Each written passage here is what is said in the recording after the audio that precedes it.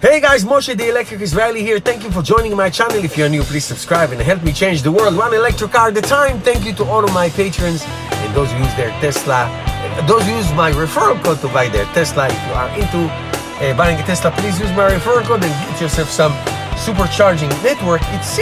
It looks like, from what I'm reading in some tweets that I see, that Tesla is going to limit now to 50 gigabyte your data use. When you have, when you drive the car and you use data, it's going to limit it to 50 gigabytes.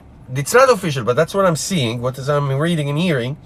And also you can have a subscription later on for $100 a year, which is not something we used to or ever anytime you used to do.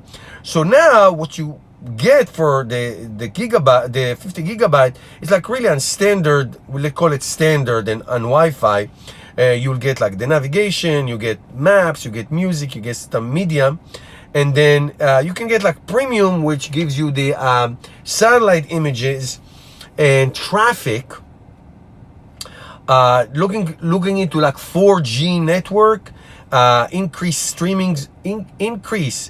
streaming of music and media and internet use. I never use the browser, never use it. That's of course coming with the V3 that is rolling out in this week, and it's going to be very interesting to see how they price it, because once you get out of your parking garage, when you use Wi-Fi, you out there on data. Obviously you're out there on data, and it will be limited. It's not like free data for the rest of your life, and especially with Spotify coming up and all those high demanding data connections, data use, that you will do some kind of a annual subscription. They're talking about $100 a year. So depending what is it that you use, how much demand that you use, watching movies, I don't know, going on your online and doing research, and that now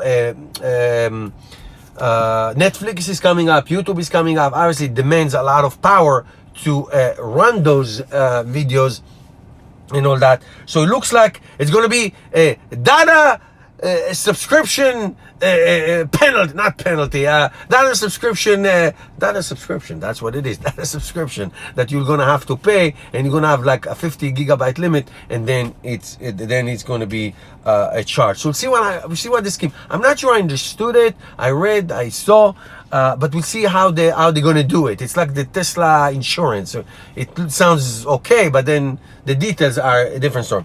All right guys, thank you for watching. See you tomorrow with another video.